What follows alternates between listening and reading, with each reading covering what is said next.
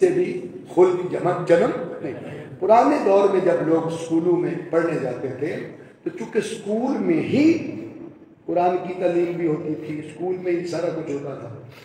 یہ 1300 سال کی تاریخ میں ایسا ہوا۔ یہ تو انگریز نے کے بیڑا غرق کیا، اس نے بر صغیر میں کالج اور دینی ادارے الگ الگ کر دیے۔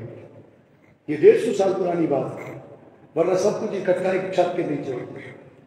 ٹھیک ہے، درس نظامی بھی وہیں پر ہوتا تھا، لوگ پڑھتے تھے، اور پھر اسکول کی تعلیم کالج کی بھی وہیں ہوتی تھی۔ انہی جگہوں سے علامہ اقبال جیسے لوگ پڑھے، قائد اعظم جیسے لوگ پڑھے۔ یہ دو شخصیات دے کر انگریز نے فیصلہ کیا تھا کہ یہ دو پیدا ہوئے ہیں تو وقت ڈال دیا بر صغیر کو، اگر 2-4 اور آ گئے تو ہمارا تو بیڑا غرق ہو جائے گا۔ ہم نے نیا اقبال، نیا قائد اعظم پیدا ہونے نہیں دیا۔ انہیں طے کر لیا، اس لیے انہوں نے پیدا نہیں ہونے دیا۔ اس لیے اب آج کالج کا اسٹوڈنٹ صرف اس لیے پڑھ رہا ہے کہ میرے پاس اچھی ڈگری آ جائے، اچھا جاب مل جائے، میں کمانے کے قابل ہو جاؤں، میں بیوی بچے پالنے کے قابل ہو جاؤں، بس اس کی زندگی کا مقصد پالنا پوسنا رہے۔ صحیح ہے نا؟ بولے ڈگری مل جائے، ڈگری تک دوڑ ہے، اچھا جاب مل جائے، جاب تک دوڑ ہے، تنخواہ اچھی ہو جائے، بس ہے نا، اس کی زندگی مکمل ہے۔ اور ادارے کا، مدرسے کا پڑھا ہوا بچہ، اس کی دوڑ یہاں تک ہے کہ میں چنگی مسجد لگ جائے، ٹھیک ہے، میں امامت کر رہا ہوں، میں نماز پڑھا دینا، تو اپنی مزدوری۔ اب دونوں کا کام پیسہ کمانا ہے، دونوں کا کام ہو رہی ہے۔ تو جب پیسہ کمانا مقصد ہو جائے تو قومی کی اصلاح، قوموں کی فلاح اور بہبود کے لیے کام کون کرے؟ اگر مقصد دونوں طرف پیسہ آ گیا۔ آج ایمانداری سے بتائیں، یہ جو بچے چھوٹے چھوٹے، آپ کو ترس نہیں آتا ان پر، جو ٹوپی پکڑ کے مسجد کے لیے چندہ مانگتے ہیں؟ کیا وہ مدرسوں میں اس لیے پڑھنے گئے؟ وہ تو دین سیکھنے گئے تھے، وہ مسجد کے چندے اکٹھے کرتے، بولو نہیں گئے تھے۔ جن کو مسجد کی فکر لائق ہے وہ ذرا سنیں، کیا مسجدوں کی فکر اللہ نے تم پہ چھوڑی ہوئی ہے؟ اس کا نظام ہے، اس نے کروا دینا ہے، ہو جانا ہے، کوشش کی جائے ہو جاتا ہے سب کچھ۔ لیکن چھوٹے چھوٹے بچوں کو، مدارس کے بچوں کو منگتا بنانا، ان کو دہلیز پر بیچنا، جھولیاں پھیلانا، آج جسے لینے کی عادت ہو گئی اسے دینے کی عادت بولو نہیں ہو سکتی۔ Practice makes a man perfect. جس کی پریکٹس ہو گئی اسی پر بندہ ختم۔ اس لیے ہمارے بچے ختم کی محفل میں بڑا خوش ہوتے ہیں جب کھانا لگتا ہے، جس کے لیے کھانا دیکھا نہیں وسیع، پھر اسے پھر وہی کافی لگتا ہے۔ اس لیے اس مزاج کو بدلنے کی ضرورت ہے۔ آپ پوچھیں کہ کیسے بدلا جائے؟ جب تک وہ نظام دوبارہ نہیں لوٹ آتا تعلیمی اداروں میں کہ خالی تعلیم نہ ہو، تعلیم کے ساتھ تربیت بھی۔ پہلے ہوتا تھا تعلیم و تربیت، آج تعلیم رہ گیا ہے، تربیت ختم ہو گئی۔ بچہ BSc کر گیا، ماں باپ کو بلانے کے آداب بھی کوئی نہیں، آنکھیں نکالتا ہے۔ MSc فزکس کر گیا، ماں باپ کو بلانے کا سلیقہ نہیں ہے، رشتہ داروں میں بیٹھنے کا طریقہ نہیں ہے۔ بوڑھا باپ ہی سکھاتا رہتا ہے کہ یہاں یہ بیٹھتے ہیں، یہاں بیٹھتے ہیں، ادھر کرنا بھی، آپ ایسے کرنا ہے۔ تو اگر پڑھ لکھ کے بھی محتاجی وہی ہے، مینجمنٹ نہیں ہے، معاشرے کو کیسے چلانا ہے، رشتہ داروں میں کیسے آنا ہے، لین دین کیسے کرنا ہے، معاملات کیسے کرنے ہیں، اس کا تعلق تربیت کے ساتھ تھا۔ تعلیم اور حکمت، تعلیم اور تربیت، یہ دونوں مل جائیں وہاں سے اخلاق جنم لیتے ہیں۔ کیا جنم لیتے ہیں؟ بولو، اخلاق جنم لیتے ہیں۔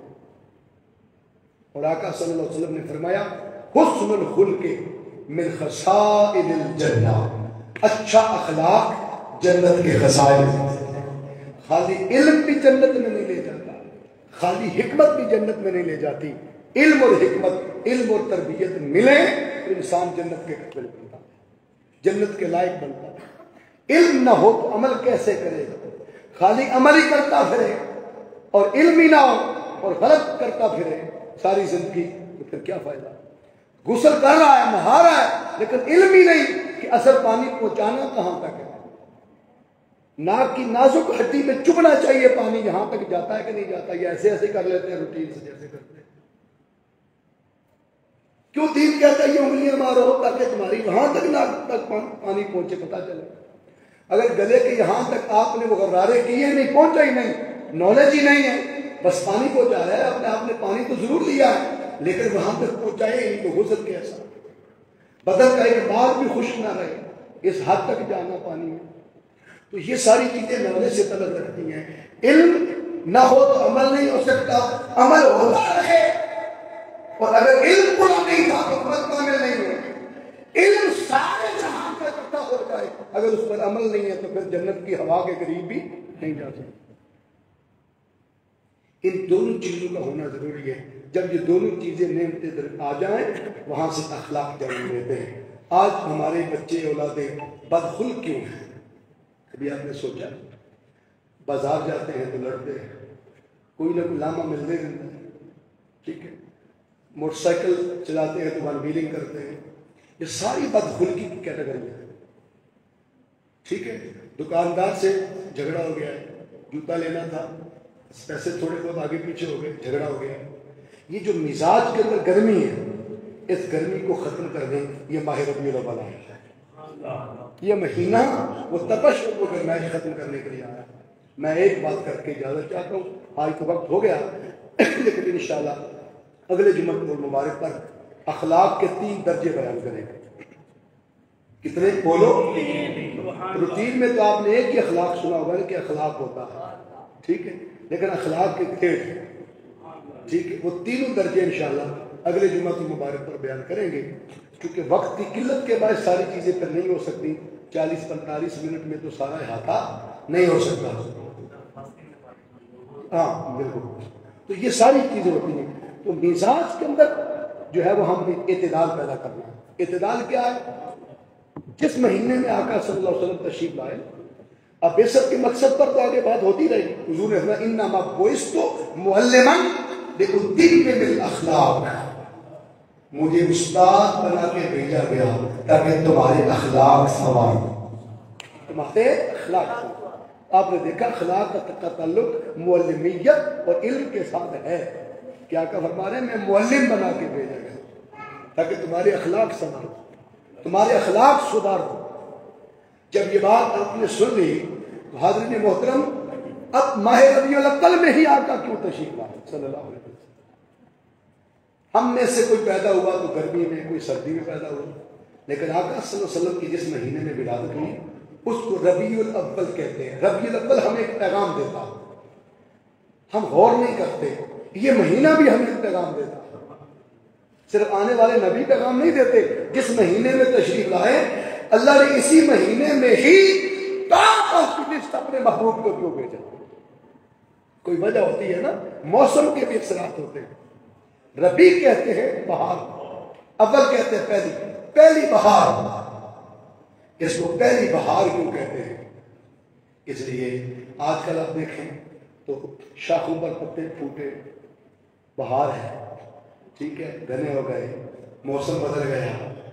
آج آپ نے پنکھے نہیں لگائے، کیوں؟ ضرورت نہیں ہے. یعنی گرمی زیادہ نہیں ہے اور آپ نے ابھی کوٹ بھی نہیں پہنے. کیا زیادہ نہیں ہے؟ سردی بھی زیادہ نہیں ہے. نہ گرمی زیادہ ہے نہ سردی زیادہ ہے. صرف آج ہی نہیں، 1500 سال پہلے بھی جب آمینہ کے لال تشریف لائے، رب نے نہ سخت گرمی میں مصطفیٰ کو بھیجا نہ سخت سردی میں بھیجا. گرمی ختم ہو رہی تھی، سردی شروع ہو رہی تھی، اس درمیان میں بہار کے موسم میں آمد مصطفیٰ ہو گئے.